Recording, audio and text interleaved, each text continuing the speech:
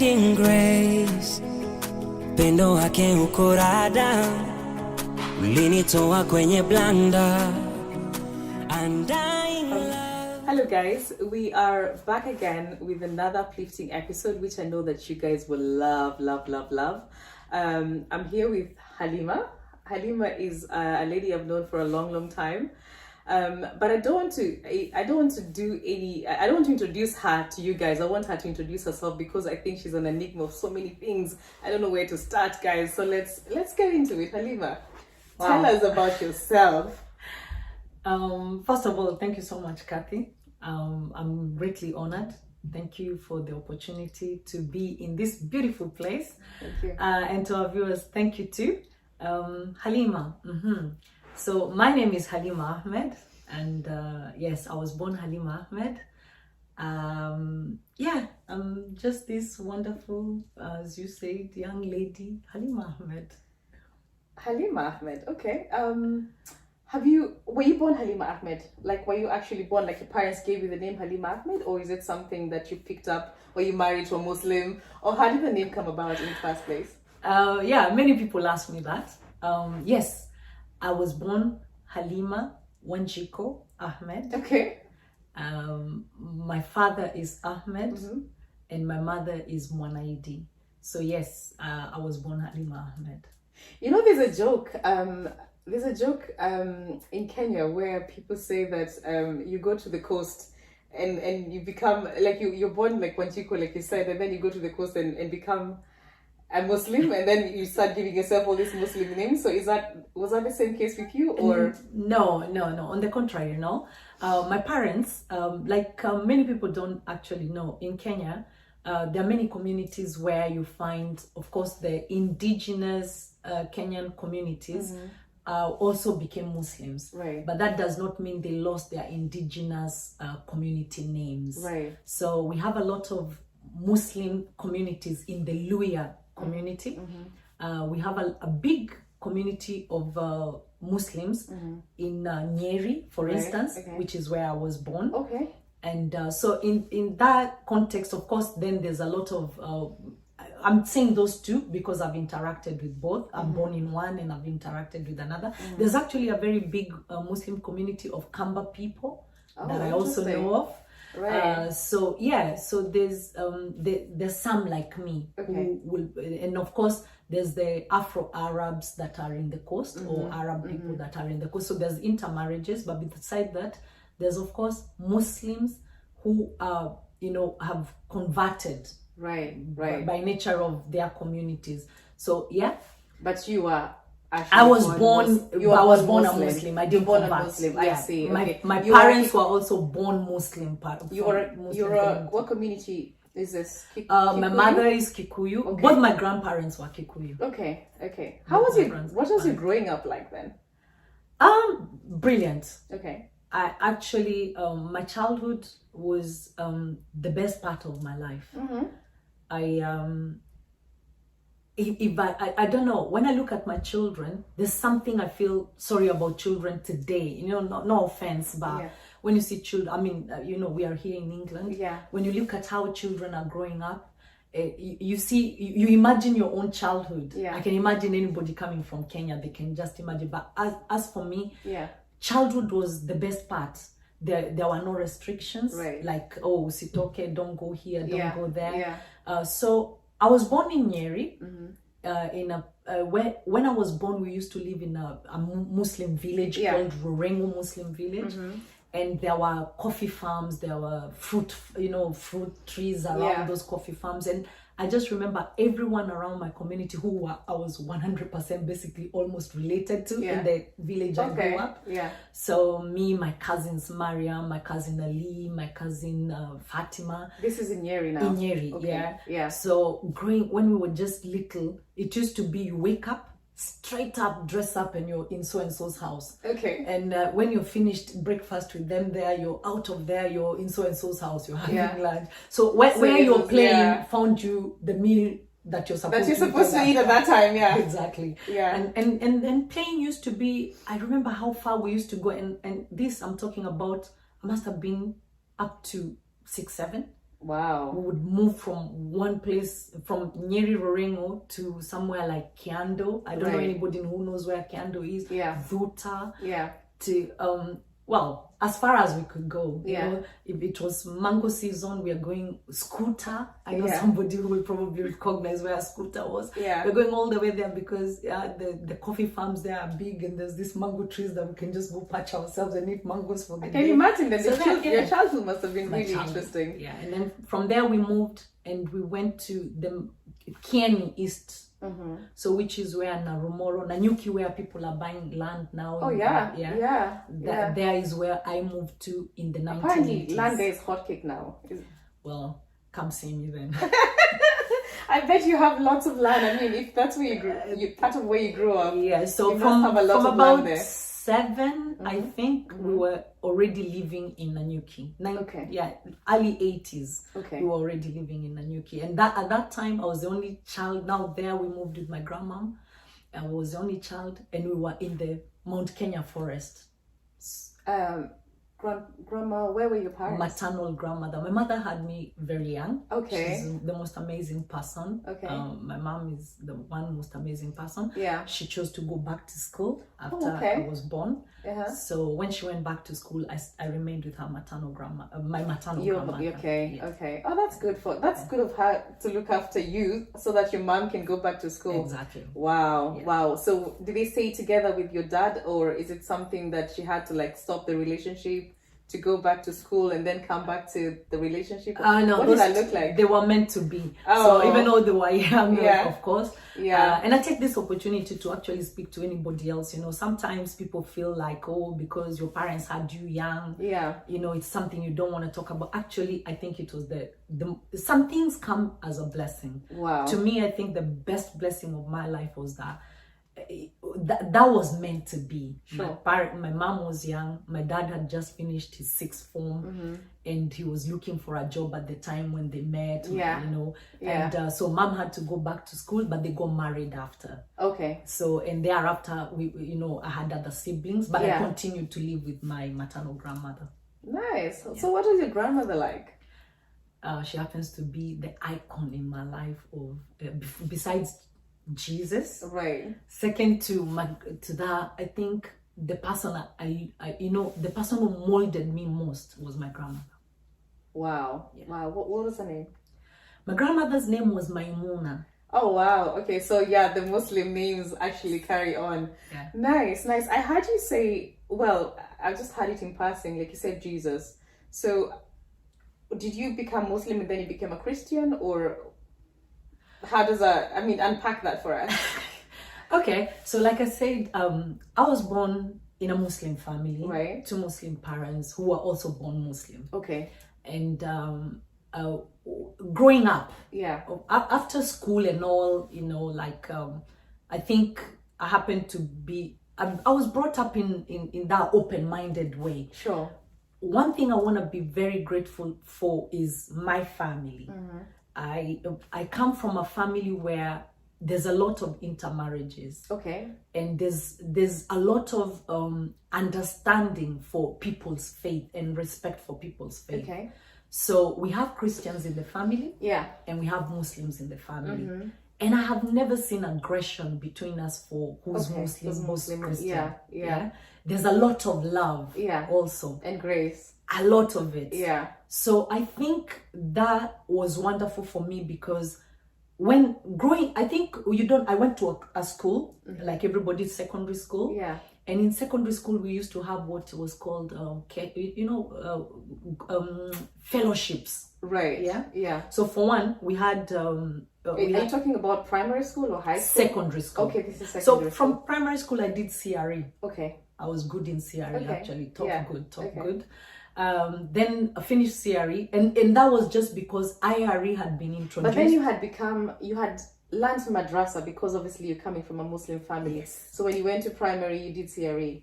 Yeah, but at home, Yeah. because so at home, Muslim families, learning the Quran, learning your, how to speak Arabic, Yeah. learning how to read and write it, Right. and especially just learning the essence of your Muslim life, Yeah. is not a Sunday thing. It's an everyday thing. It's an everyday Wow. thing. So for us, like Monday to Friday, I went to school. Now this is primary. Yeah. But on Saturday, the fun part for all of us Muslim young Kids, yeah. children Yeah. was going to madrasa, which Oh. I have gone to from when I was. I had Quite gone young. to from when I was very little. Okay. Yeah, so you've got madrasa for just like Sunday school. Yeah. But there Saturday, and we would do it like from morning to lunchtime. Then we go home.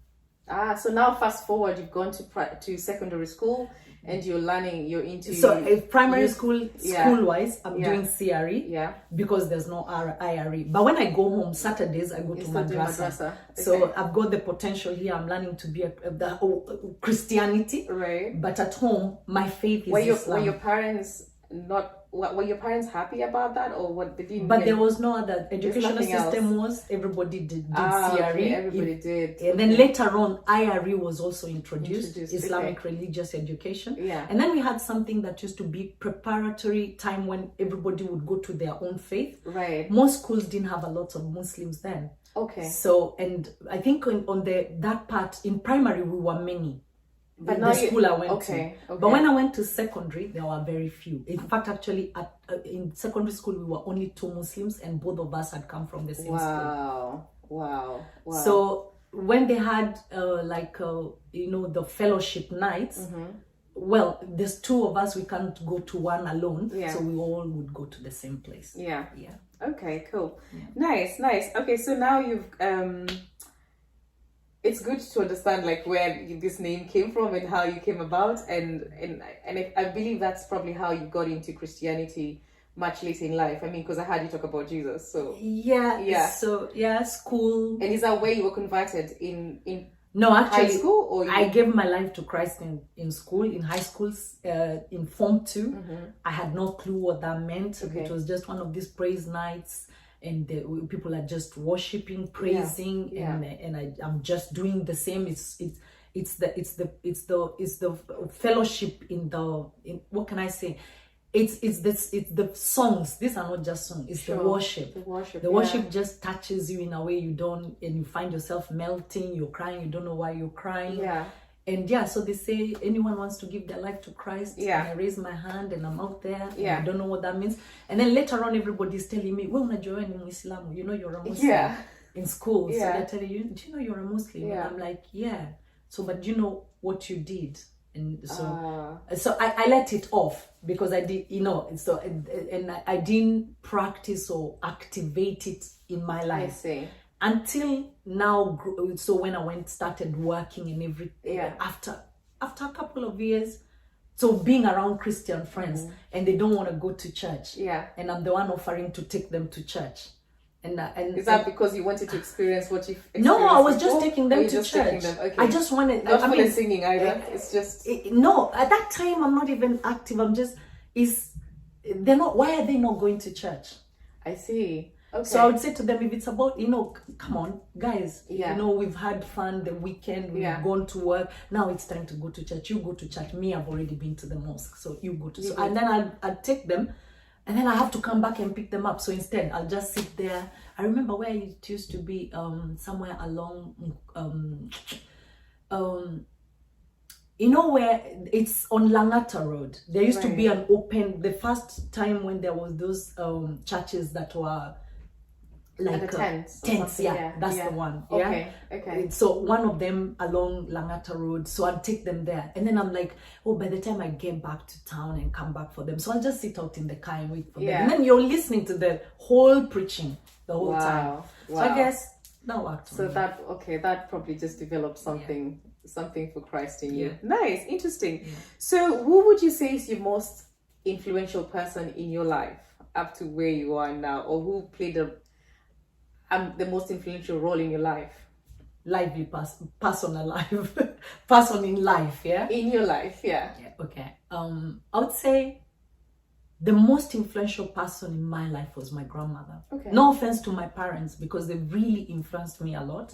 They are the best of people that I know. Okay. But my grandmother, who actually was not 100% the only person who raised me. I'm this one person that passed through Many hands. Two hands. So I kind of have two sets of parents. Okay.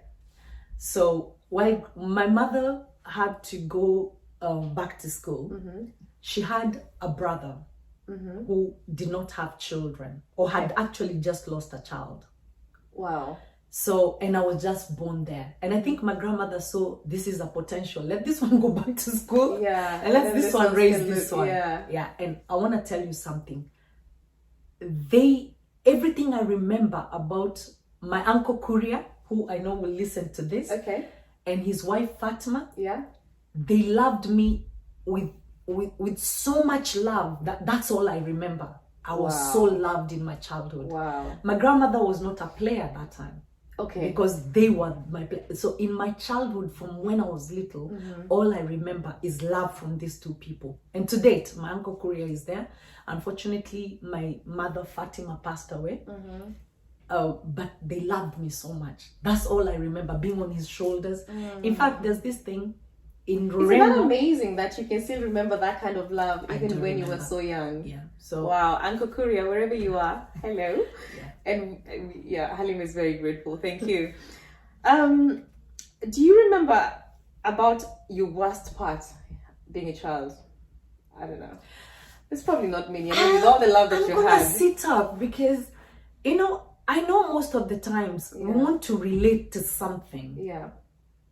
And I know it will sound, I don't know how it sounds to anybody that has gone through something, but I just can't remember a part in my youth that I can pinpoint and say, I didn't like this part. Okay. I just can't remember. I think when raising a child, children are just children. Love conquers it all. That's how I see that's how I know that actually works. Wow. When there is love, it doesn't matter what else, because I just cannot remember a part that I can say. Like I said, we lived in Nyeri. I was with my uncle Kuria and his wife Fatima. We left them there, and my grandmother moved with me to Mount Kenya region, now Kieni. Yeah. So we moved there, and it was just me and grandma and other people around. There was no other child actually. I don't remember. I was still just the only child. Not really. I mean, I'm just thinking this love, like when, especially I would imagine like a grandmother with a grandchild. I mean, sometimes they just give you anything you want. No, that's how I find grandparents. I was a partaker. That's one thing. That's why I say she impacted me. Yeah. Because when we went there, we were like, people. Okay, what I know now is that before people would, like where we had white settlers, they had hundreds of acres of land. Before the Kenyan people would be given that land or subdivided to that land, they would live around as squatters in an area. Yeah. And then, so while they are like balloting for that land, I don't know, it's something like that, if I may make that simple. Yeah. So we were squatters in a place called Mutito. Okay. On the slopes of Mount Kenya near Narumoro. Okay. So that's where me and my grandmother lived. Okay. And we were squatters. We were not allowed a stone or thatched roofed house. Our house was nyasi. Right. And I remember it used to be planks of wood on the side. Small, just small, easy. Yeah. But I remember how happy I was even there. Wow. I used to go around just jumping about, looking, animals are coming everywhere. But I just remember, I remember that time also being a part of my life that was great. Wow. It was a new experience coming from and then you're just being led. Hey, you wake up today, there's something new to watch, then we are crossing, we are going here, we are going there. My grandmother was a tourist. We were always going somewhere, we were always doing something. So I guess that's a good memories, I guess. So did you ever kind of rekindle with your mom at some point, or did you just decide to stay with your grandmother until you're a grown up? Until you came to the UK, or how does that work? Okay, so we eventually get land, settled in land, not in the squatter, but in the real land. Yeah. And my grandmother was this phenomenal person, very thoughtful of all people. Yeah. So she balloted for land for herself, for her children, all her children, and anyone else around her, her in-laws. Yeah. So you see, she's coming from a Muslim family, Yeah. where most of her in-laws were actually more keen to go back to Mombasa and Okay. live in Mombasa. Yeah. They actually still worked, majority of them worked in Mombasa. Yeah. But she encouraged them to all own land. Okay. So I have, you know, like my mom's uncles that Yeah. have land in that area, in Nanyuki, yeah. but they owe it to this my family. grandmother, Wow. their brother's wife, if you may say. Wow. She encouraged them to own land. So in the same way, my mom had a parcel, my uncle Kuria had his own parcel, my grandmother had a couple. She made sure all her children had bought, but remember it wasn't free. They were, you know, she was balloting and there was an amount paid. Yeah. So at some point we settled in ours with my grandma, my grandmom and her, and my mom also comes with now dad and my siblings and settles in theirs, which was just down the road from where we were. Yeah, but I continued to live with my grandmother. Yeah, you kind of all rekindled again and you know became one big family, because obviously it's not very far from one another. Yeah. Okay, so how does that then bring you to the UK? Because this is where I found you. How did you come here? I know. Okay. So living there in Bagret, went to school in Nanyuki, finished school in Nanyuki, went to high school locally. Yeah. I went to high school in Nyahururu. Yeah. After high school, all I wanted to do was fly. Okay. I remember I lived in Nanyuki. We lived in, so the actual place was called Bagret. It's very near. Is that because of Nanyuki? Because I think Nanyuki is there like an airport there? We actually lived next door to the airstrip. In those days, it was just an airstrip. Do you think that's why? Or maybe because you said too many flights. So I used to go graze our cattle. Yeah.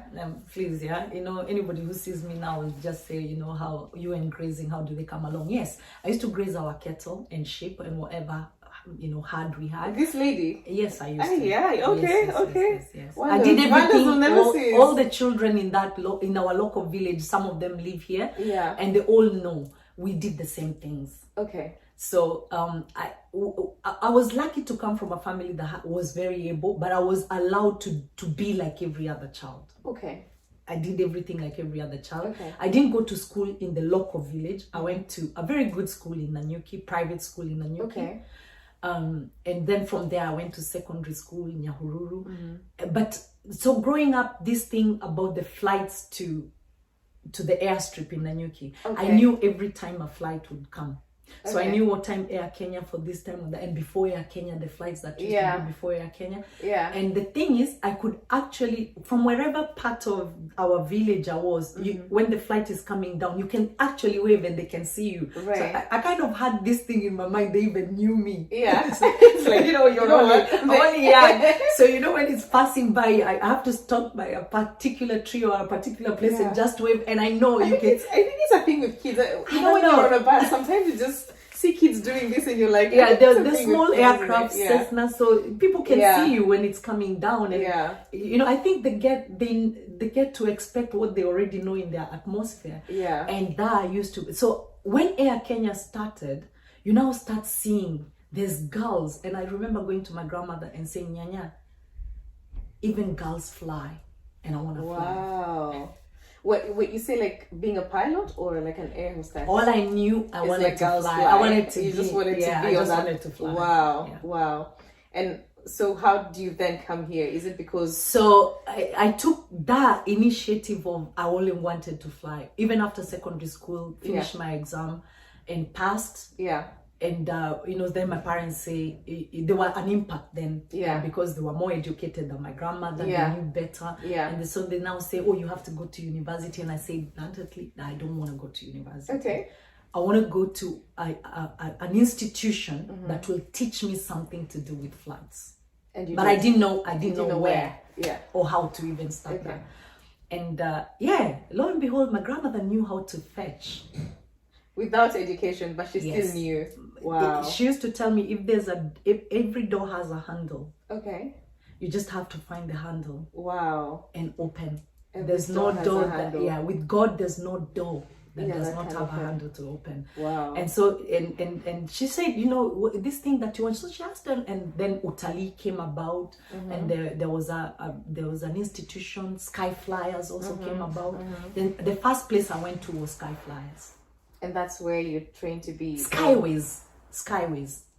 You trained to be a... So there I trained to be a travel consultant. Okay. I trained the art of, what to learn about doing travel, selling, and all that, air tickets and blah blah. Reading tickets, selling tickets, destinations. Right. We would.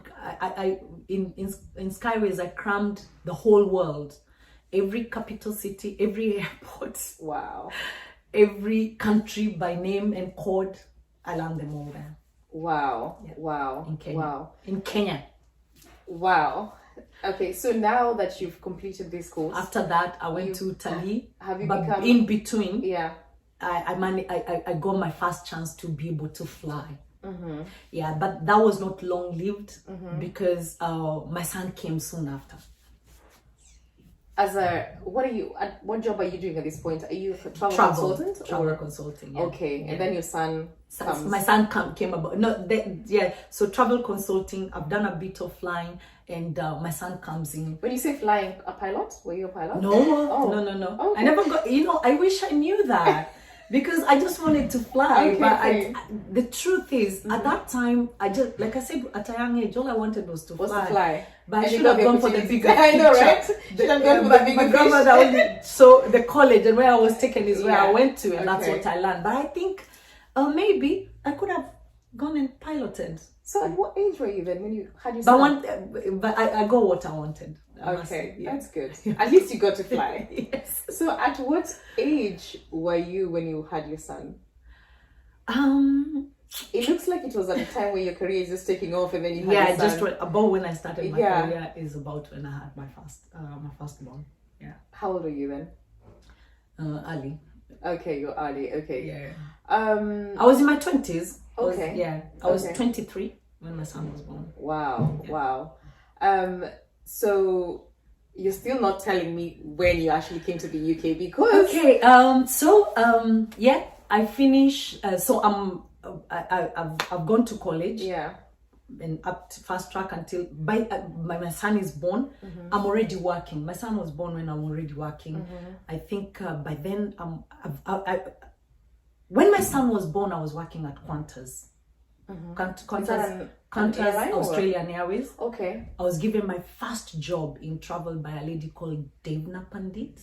She after Qantas she went to BA, but I really want to thank Devna because she opened the doors into the travel industry for me. Okay. She gave me my first job, and that was at Qantas Rehema House. And that's where I started. She taught me so much about travel. She was one of the best there was in the travel industry then. Okay. And then after that, so I was after I was pregnant, I left for a while. Yeah. I went to Italy to further my education. Okay. While pregnant and all that. Then came back. Devna helped me find another job at a travel agency that I didn't stay long. Okay. So I didn't stay that long there, and then I went to Sky Flyers. In Sky Flyers is where I flew. Wow. Into the travel industry. Okay. Yeah. Okay. Yeah. And then from Sky Flyers, I started my own. Oh wow! So you opened your That was ambitious. I started my own. Okay. And when I started, you're still in Kenya at this point. I'm still in Kenya. Okay. Yeah. So I started my own. While do I travel options, which I ran to date, and that was still in my 20s. You were ambitious. How old is this? How are you able to juggle now life with your son? Because now you have a newborn. No, by then my son now is about, fast forward, my son was probably about 4. Yeah, about 4. So he was born in 1995. Okay. I started travel options about 2000, yeah. Wow. Yeah. And it's still alive to date. Wow. Yeah. Look at you, resilience. What I admire about you is that you don't give up. So many times, like, we've started planning something and I'm like, what, Halima, you carry on, but you still keep going. And I'm like, wow, that's one thing I like about you, resilience. You don't give up easily. No. Thank you. Now, tell me about your family life. Are you married? I mean, I know you've mentioned your son. Like, are you married? How many kids you have in total? And is the man here? Is in I want to know Well, everything. okay, I won't let the catch out of that one. Where is the man and why? Yeah. Where is he? Okay, so Okay. let's family. Yes, I'm a family woman. Okay. I've got 2 children. I've got many that I've got other children that I look after. But yeah, I have 2 children, a son and a daughter. Okay. And how old are they? Well, okay, my son is officially 28 years now, and my How daughter is 15. old are you? Come Come on, Remember, I just told look you like a you're few minutes 30. ago. I You told look you I like was. that. I'm just thinking. I'm like 20. Yeah. Oh, wow. Yeah. My son is 28, yes, and my daughter is You're 15. aging. Going One thing I 16. can tell you is that you're aging gracefully. I give I God need all those the genes. glory. I need those genes. You know what? I think it can be transferred. I give God all Lay the your hands glory. on me, please. Lay your hands on me. I need that grace. Wow. So Halima, you told me that you have 2 kids. Are they both here or are they back home? Where are your kids? Are you with them here in the UK? Yes, by God's grace, all my children are with me here in the United Kingdom. Okay. Yeah. So did you travel with them? Like when you said, because we still haven't established whether you the travel, like the world, because now you started your own company. I left the part where you had only your son, and now you have 2 kids. Okay. Yeah. So I started Worldwide Travel Options. Okay. And while I was running Worldwide Travel Options, I had an opportunity. Then I had an opportunity to be able to progress part of my business understanding. Okay. I was a good travel consultant, but the ethics of business was not complete. Right. So I had an opportunity to come to Surrey University. Actually got an opportunity to come to Surrey or Middlesex or Brighton. So I chose Surrey University. Oh wow. Okay. Yeah. Okay. So I came to Surrey University and furthered my a degree in business and travel, hospitality and events. Okay. Yeah. Okay. So did that and went back to Kenya, worked a bit, then now came back with my son. Right. Okay. So and it was you came back to your son and then you got your daughter here. What about your husband? My daughter was not born here. What about your husband? Like We came back talk to here. us about We the family we life came- now. we I all want to came know back.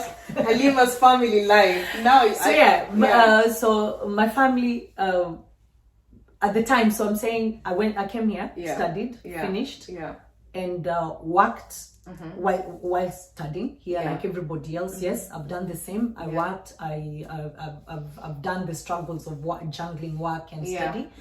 But by the grace of God, actually, while I was working and studying, my son was also here. Okay. Yeah. Okay. And my daughter was also born. Okay. Yeah, she was only months old.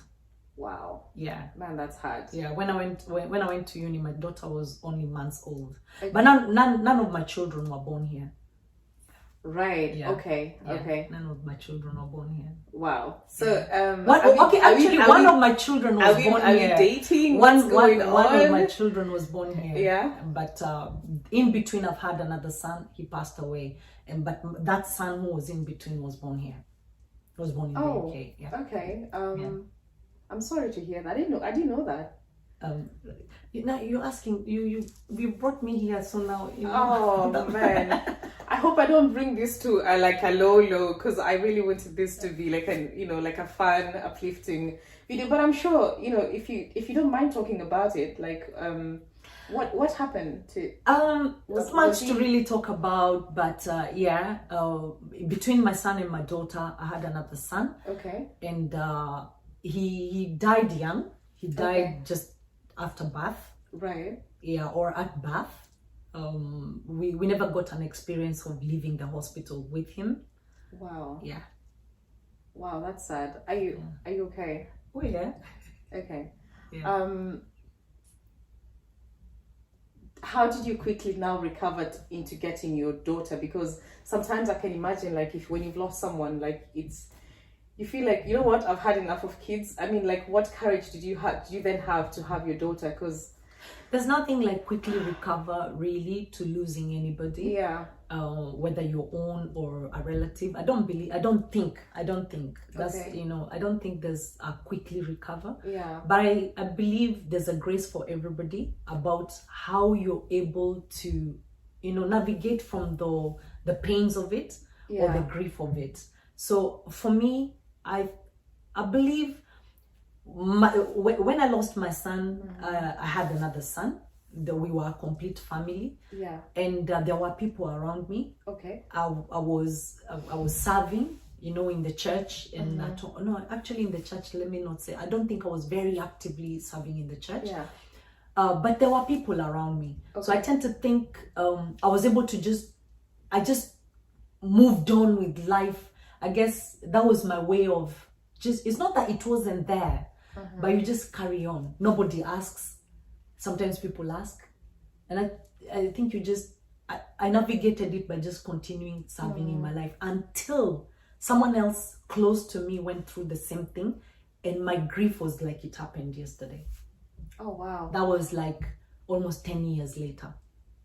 And sorry if you don't mind me asking, because I don't want to go into into places where you're not comfortable sharing. Were they unwell? As in, what were they? Is it like a condition that they were born with, or is it negligence from the hospital, or what really happened? Now, the death of my son made me discover something about me, the person, myself. Okay. So I discovered all my blood type is O negative rhesus. Okay. So O negative rhesus blood type, especially. The positive part of O rhesus, I believe, because I'm not a medic, so I'm not gonna put it out there as in a medical way, is that my blood type, is very good at fighting, illnesses or any foreign body in my bloodstream. Okay. It fights pregnancy the same way. So, but it doesn't affect your firstborn child, but it affects children thereafter. Interesting. Yeah. So, and at the time of your first child, once it's if your blood is checked and your rhesus, there's an injection you must be given at that time, and it's called an anti-D.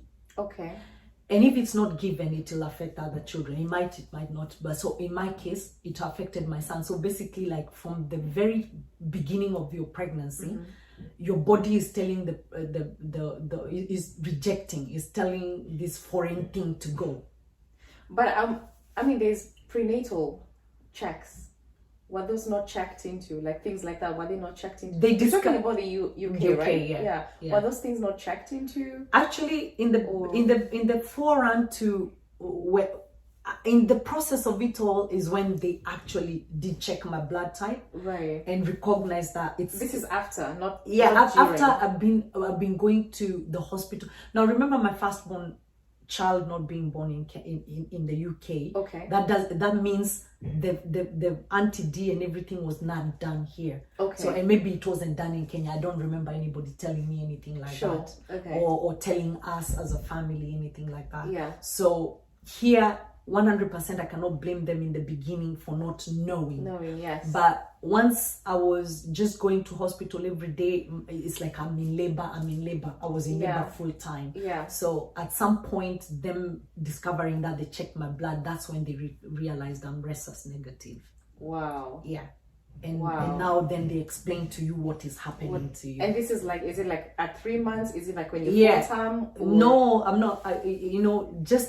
Just about 3 or 4 months. The only thing is they say there's nothing they can do. The baby will be safe. Yeah. I just need not to work. I need to rest, and I need to do A, B, and C. That keep yourself in check so that the baby doesn't just come. But every day the baby is coming. Wow. Yeah. When you talked about an injection that you must have, that or they must have given you, couldn't this injection be given at that point, at the 3-month point, like when they went to I check, don't think so, because it wasn't given. Okay. Yeah. Okay. I don't remember it being given, so I don't think so. So, but the only thing is, thereafter now, with the birth of my daughter, I wasn't comfortable having my daughter in the UK. I know it's sad to say that, because I had the experience of losing like one child. Yeah. No, to me it wasn't, Yeah. because at the time now when I lost my son, he hadn't reached full term. Okay. But I remember watching him on the tread kicking his last feet. We remember watching him gosh. die. Yeah. You know, like Yeah. that. So, and Yeah. nothing was done. And then thereafter, we remember hearing of other people with a child that was less than 5 months old and incubated, and he was This very is the healthy. UK. You're talking about the UK. He was very healthy. I remember, can't you know, believe you it. watching, and there he is, he's going. Wow. So yeah, but so with my daughter, I was not comfortable having her here. I get it. I mean, I don't think I would either, because if that's the experience that you know that you had with your son, I mean, and they couldn't do anything at that point, I definitely wouldn't have my next child here. So, and that's why you decided to have this child elsewhere, like your third. I actually now. went back to Kenya. Wow. I trusted Kenya more. Wow. Yeah. Wow. And I had reasons to. When I went back to Kenya, I didn't actually go to Kenyatta Hospital. I could afford. I didn't go to Nairobi Hospital, Aga Khan, and all those. At that time, I could. Before or after, I could afford it, but I didn't go there. I actually went to a clinic that was in Kariakor. Oh wow. Yeah.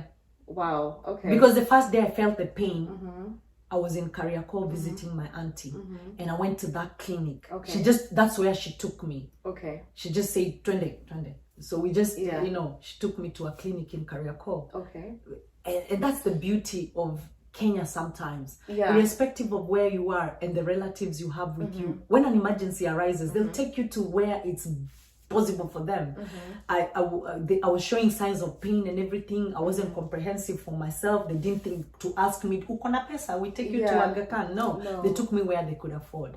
So they took me to Kariakor, to the clinic there. So I went to the clinic there, and in fact in the clinic there they said, here we just register pregnant people. And my auntie said, I think this one is pregnant. Okay. And so that's where I started my clinic. Oh, you hadn't told her that you're pregnant? I hadn't told her. Okay. I hadn't told her. Yeah. Wow. But I mean, let's go back to your second son, if you don't mind, the one that passed away. Your family, like, did you have a good family that looked after you? I mean, like, was it a normal delivery? Was it C-section? No, normal delivery. Did you have a good circle of friends that looked after you, or was it a matter of, because I think sometimes in the UK, what I find, people are just into work and home. Did you have a circle of friends that actually looked after you and just made sure that you're okay? I don't even think people recognized I lost my son until they would probably ask, or maybe they were just asking themselves, I thought she was pregnant. People didn't even ask what happened. Many people didn't. Wow. Yeah. Or if they knew, I'm sure the clothes told, because I was already wearing, Yeah. But people didn't. Not that, not that you're angry at them or anything. People just, I think here there's more of everyone's going, living minding their life, or they're too busy to notice some things.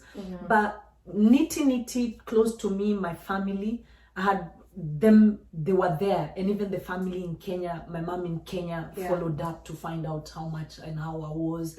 Here I had the immediate family, they were looking after me, and there was actually another foster mother that is here that has been with me since I've been in the UK, Mama Eunice. She was the only one who was with me, like cooking for me, making sure she was even washing me when I couldn't, like after hospital, she used to bath me. I remember all that. So I cannot say I didn't have people taking care of me. Okay. I mean, that's great to hear. I mean, in terms of, she could take care of the physical, but the emotional, sometimes there's no way to reach it. And maybe, well, I don't know about you, but sometimes I feel like people can put a blockade, like they want to get to you, but maybe you're acting as if you're okay, and I don't know. I'm just saying, maybe I don't think there's acting, and until you go through whatever kind of grief, it's hard to understand when somebody else is in grief. Of course, because everybody's grief will manifest differently. And some people are more stricken, others I don't know, and there can be less grief than other grief. It's just someone's grief is different from another. But there's of course, from my perspective, even the griever sometimes does not even know what is happening to them. It's an emotion. You can't put a tab on it. You don't know how much. You probably wake up today, you're sad. You wake up tomorrow, you see children, you're very happy. Okay. The next day you see children, you're very sad. Someone might not show anything at all. You know, not because they didn't go through it, but because by God's grace, it was not given them to be impacted negatively. So for me, I'm just gonna thank God and just say, the pain was there. It was mine. Yeah. I was the mother. You're the mother. You carried the baby. I carried the baby. Yeah. I watched the baby die. Yeah. There had to be something. That was just me. But I didn't know how to give it to someone else to help me carry it. I just didn't know. Was there things like counseling then, or is it something that the hospital offers, or when the baby died? The only thing they allowed us is both parents to spend the night with the baby who had died in the hospital after the baby had died. They said it was important for bonding, but thereafter no one called us to say counseling or anything else. No. Wow. Is that something that you would probably, do you think that would have been important at that time? I think if you're so, back to it? Because there's the questions.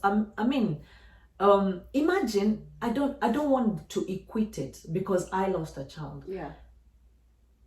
Imagine someone who didn't have a child, another one. I lost a child, but I was going to go home to a family. There was a son. Child, yeah. But imagine if there was nothing and I've lost this one and nobody is talking to my mind. Yeah. Nobody is trying to get into my pain. Yeah. Nobody is trying to level with us as a family to see how do I go explain to my son? Yeah. So the grief was not just me. I believe the father, the son, the mother, all of us were grieving. You guys were grieving. Yeah, but each of us in their own different context. way. Yeah, because the child being there was an impact to everybody around it. What does that look like? The relationship between you and the dad, like, because obviously now this is a child that you've lost together, and do you feel like that brought a lot of clash, or do you feel like there was a lot of blaming? Were you guys together in this? Oh no, we didn't fight. Were you stronger? We went through it together. Wow. We didn't have calamities or clashes because we experienced having a child come in our lives one day, and we now experience having this child, and one day we don't have this child. So he was there to see me go through the pains of this labor every day and knew the pain I was going through. And he was there the day I gave birth. We watched the child together dying. So it was like we went through it. I must say we all went through it together. So I cannot say. And on the other hand, that's why I'm saying we are here talking about Halima. But the father also had this pain, I believe. So I cannot take the fact that the pain was mine alone. No, I had mine. You had yours. Everybody had their own pain. Let's talk about mental health, because sometimes I think mental health is a big thing and people don't realize. And I feel that's why a lot of women go through postnatal depression. It might not be because the postnatal depression might not be because they've lost a child. It might be overwhelming for that person. How, in your case, having lost a child, do you feel like you experienced any of that, or did you just have a good support network that made you carry on with life, or did you just go straight into work? How did you cope with that? Like, what were your coping mechanisms that you could advise a mother out there who's lost a child? When you say there is grace, I know there is grace. And I know there is grace because I've seen people go through different kind of grieving. And that's why I'm saying you can never equate and say one person's grief is greater than the other, because each of us grieve differently. But this thing about so mental health, like you asked, for me, I don't remember changing. Right. But I'm sure maybe people around me could have seen changes. But in myself, I never saw any changes. Okay. I went to work. Okay. Actually, I think after I only had 2 weeks leave. I went to work after 2 weeks. There are those who knew. If they asked, I would just say, I'm okay. Yeah. And people wanted, this is Details, England. yeah, of course. People want to give you your space. Oh yeah, okay. So I think Yeah. in England maybe it's different. People give you space. Yeah. I think how I tried to cope. I asked to move from. I moved from the job, the location. Yeah. I moved locations. Okay. So where I went as a new Halima. Nobody knew I was pregnant a few months ago. I see. So no one asked me those questions. But of course, couple of first few days in the job where I was, Yeah. people did ask, and I think me moving helped Yeah. because nobody took me Kind of back. new. Yeah. Nobody took Yeah. me back. Coming home, there was only few of us. There's just 3 of us at home: Mama Eunice, myself, son, and the father. And there, everybody knew what was going on. So we had to be strong for your son as well. Nobody Yeah. kept asking Yeah. about Yeah. what happens now. Yeah. I think at home people just want to move on. Right. Okay. So I think having somewhere to go to with people that I think knowing that they're going through the same thing with you, Yeah. it doesn't make you look like you're going through much more. So you Yeah. all go home because you're all going through this thing together. Yeah. So like you kind of Yeah. understand one another. If Exactly. So Yeah. Mama Eunice will have cooked. We'll sit there. We'll all eat. Try and watch the programs that make us happy. Yeah. And we are all happy. Yeah. You go and so I don't remember going through, and that's why I'm saying there's grace. Yeah. Because I don't remember shutting down. Yeah. If I did, someone needs to remind me that I did, but Yeah. I don't remember that. Yeah. I don't remember being angry. But I do remember that in the first couple of months, there was an emotion. I just couldn't pin on it. Okay. I was a bit fragile, Yeah. but I couldn't put a pin on it. Some people, Yeah. I don't know about you, but I feel like some people go through, I don't know, you were Christian then, weren't you? Or were you? Yeah. I wonder whether you felt like let down by God, or for you, were you just thinking, you know what, this is part of life, let's carry on. How did you navigate your emotions then? Like, did you feel like, oh gosh, I don't know, does God even love me? That's it. Okay. Another thing is in that time I was just the church going Christian like Yeah. everybody else. Yeah. I wasn't where I am at now with God. Right. I wasn't this Christian Yeah. then. I was just that Christian who, Sunday we all go to church, we come back home, we carry on with life. I wasn't serving in the church or things like that. Yeah. I wasn't committed in a Okay. godly way Okay. like I am. I was committed to God, but not in the But way not I as am. committed, yeah. I was committed to God as a Christian, but I wasn't committed to the church as a servant of God like I am today. Okay. But even then, emotion, anger towards God, no, Okay. no, that's great. that never came across. Okay. There was that sorry about, sometimes thinking the child. I know the most emotion that I always felt was for the child. I felt Okay. sorry for the child. What happened to him? Or, I hope he's okay. You mean like the one who passed? The one who Okay. passed away. Okay. The months that I'll say I was a bit fragile. The fragile for me was always thinking of him. How is he? Or, Yeah. I hope he was okay. Yeah. Where he's going or what has happened to him. Yeah. Just that. Because Yeah. I saw him as a live child. I knew him as a live child. So I Right. knew he was alive. He wasn't sick. There was nothing wrong with him. He just came at the wrong time and he was not given a chance through an incubator to live the rest of the months left. So would you say then that was negligence for the whole? But I believe for the if they hospital, had would you say? incubated him, he would be alive. But that's for God to judge, not for me. Wow. Yeah. Wow. Thank you so much for sharing that, because I feel that's a part I didn't know. And That's a part the whole world doesn't know unless they're very it close takes to me. bravery to even share something like that, because it's too personal. Some people don't like to share their inner, their secrets and things like that. If it can help somebody if it can else. help someone else, I mean, sometimes I'm sure it would be nice, and people being authentic in their lives and just kind of sharing.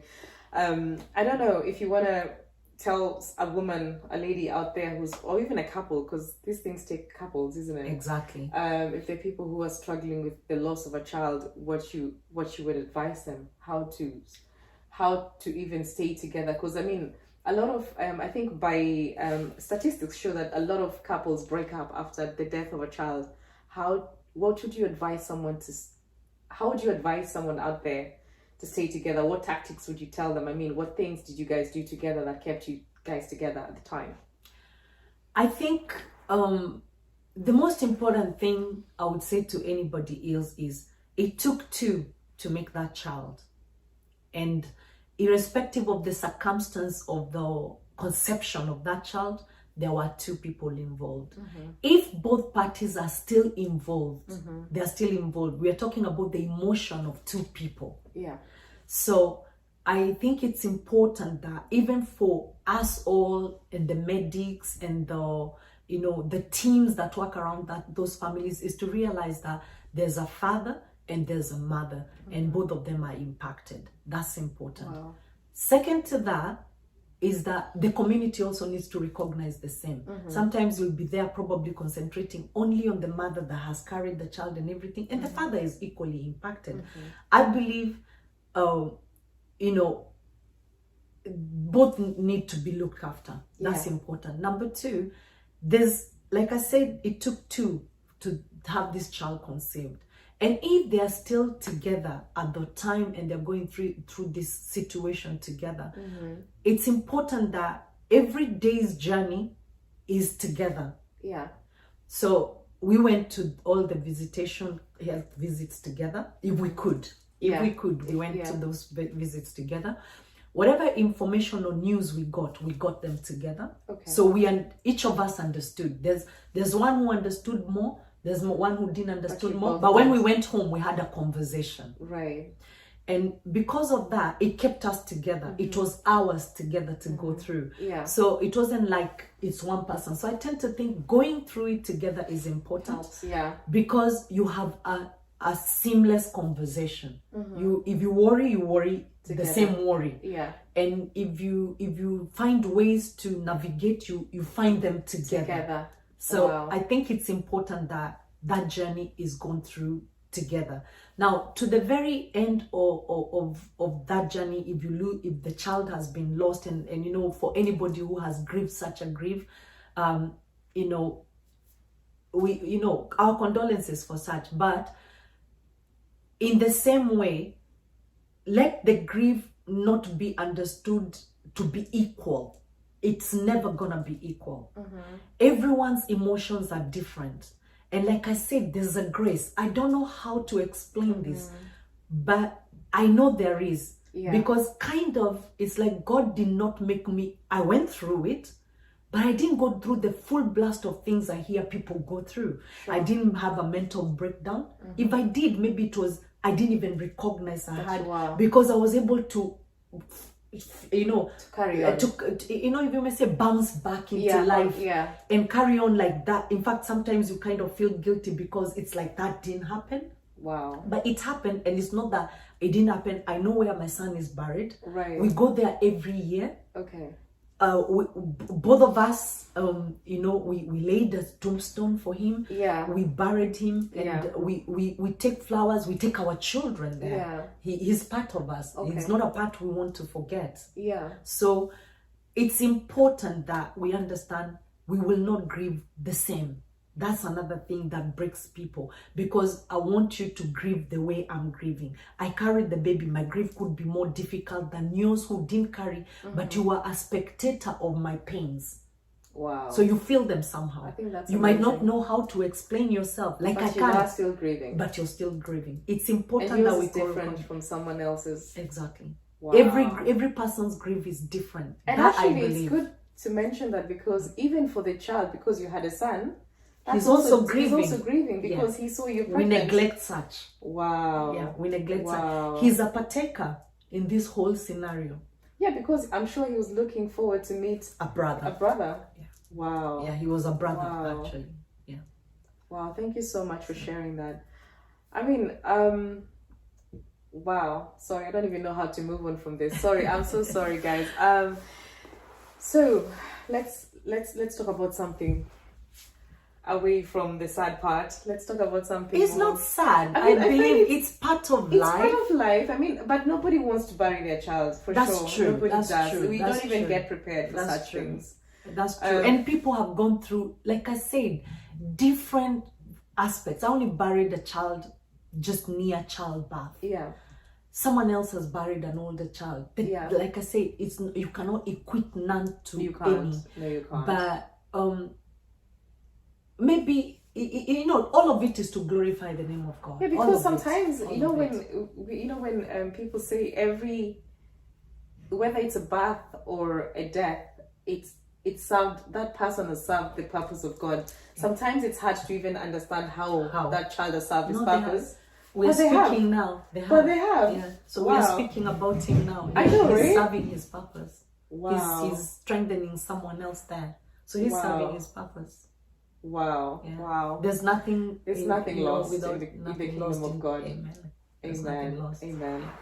Wow. So, Halima, what have we not touched on, actually? Your company, you said you're still carrying on with your company even Yes. here, like you're still in business. Where can we find you if I want to find your office? Like, where can I find you? Is it something that you would you're happy to leave a number or a contact, or where can we find Halima? Well, yeah, so I'm in the service industry, and my area of service is travel, hospitality, and events. And I'm grateful to all the many clients that, use our services across the world, especially here in the UK. We have a solid, beautiful number of people that, work with us or buy into our services. So you want to find us, we have just one portal number, which you can call us on while in the United Kingdom. It's 079 4011 4480 on WhatsApp, or on you can find us through calling that number directly, or worldwidetraveloptions.com. Is there a parting shot? Have we covered the entirety of Halima? I feel like we're leaving something. What are we leaving behind? I know. You probably yes. I finished by saying I'm Halima Ahmed, and I love the Lord Jesus Christ with all my heart. I serve Him with everything, with my children, my family, my finances, my business, my all. And the reason I say that is because before I wake up, it is Him I hand over everything. Amen. To help me progress the day. There's many challenges every day, but I know that those are of no importance when I know God is on my side while I serve. Everyone I serve is such a great blessing because I love to serve. I think that's my greatest purpose. I love to serve.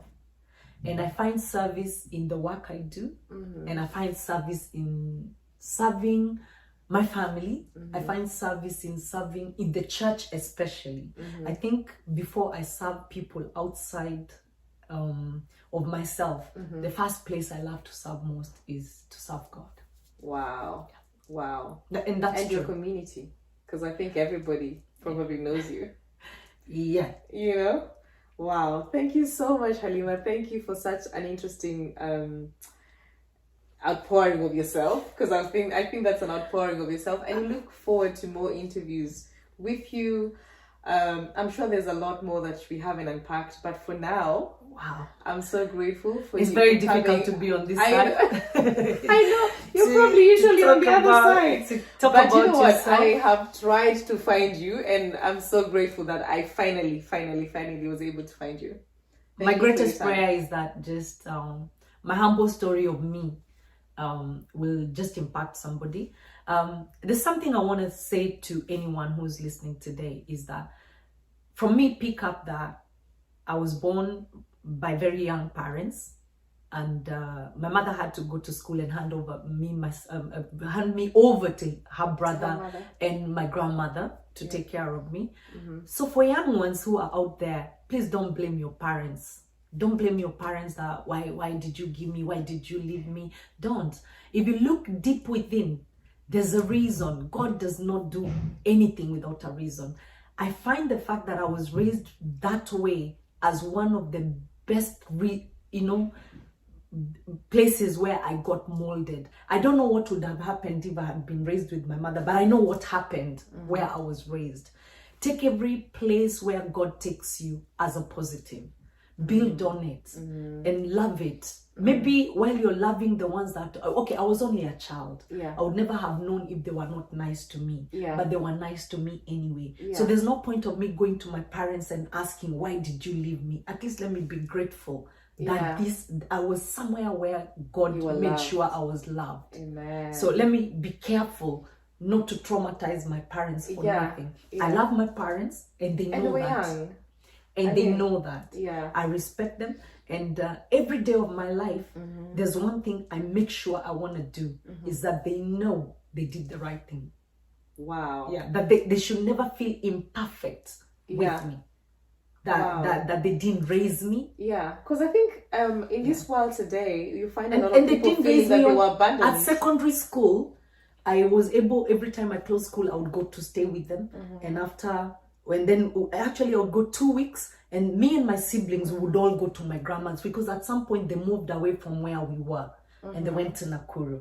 So I'd go 2 weeks and then all of us would then go to my grandma, and we used to have the best of time. Me and my siblings were very close. We love one another very much. So that never detangled, because we were also a very neat family. Grandma and everybody, in fact, me and my cousins were like one family. One family. And that's the essence of Islam. A lot of Muslim people, you value family. I wouldn't want to talk about that, but there are people in the family that don't even know which one is their mom, because we're all brought up together. So there's that also. That was helpful. I mean, I think one thing that I've picked from you is that you don't blame your parents for the for what they did in terms of going back to school, obviously for your mom, because I think some kids right now would take it as being abandoned, and it's not. And it's a good thing that you're even telling your mom right now. Yeah, she did the best thing, and that is the right thing, because right now, I mean, imagine if she stayed with you and then she has to suffer and then struggle, and then she would not have achieved her dreams. My mom was in any company where she's worked, I believe they never wanted. In fact, I've never known her to work in more than, she's only worked in 2 places in her lifetime. She worked in the government and then left the government and went to the private sector. She was a sorted after employee. If I wanted and I'm not brushing, but if I wanted an assistant, she's the best assistant, like PA. I would look out for her, because she's very good in that. Wow. So she would never have achieved that. And it would have been the hurdle. But I'm not. We have a lot to share. We can talk about things work-wise. So now we have a rapport. And even in my growing, at some point when I needed impact to where to go to college and things like that, she was able to sort that out. Wow. Wow, thank you so much, Halima. I mean, I'm sure there's lots more for us to see of you. I mean, from meeting the president to, how many of us have met the president of Kenya? Like, how many? So what is there? What is there to come? What would you say? Like, what are I'm sure it's big. It must be big things coming from Halima, surely. What are we yet to see of Halima? I don't know. Every day I just live by the grace. Work hard, respect people, honor everybody. It doesn't matter. I learned one time in a preaching, and that was that there are times to be weak, there are times to be strong. There are battles that you don't have to fight. There are some you have to fight. If there's a battle you need to fight for your life to be close to God, if anything, to live a faithful life, if that, whichever faith you are, because I know we are speaking to people of many faiths. Live a faithful life. Live a faithful life with yourself, with God, and with people around you. That's where favor comes from. That's where honor and dishonor comes from. So, but if you live well with people, honor will come to you, favor will come to you. And so I just carry on my life like that. Wow. If favor finds me, I'm grateful. If it finds somebody else, I'm grateful for them. Wow. Yeah. Wow. What an amazing parting shot. I think we're going to end there, because I think if we carry on, Halima, we will never stop. Thank you so much, everybody, for tuning in and listening. We will meet you in the next episode. Thank you very much. Bye. An ending grace, pendo wake ukorada, ulinitoa kwenye blanda.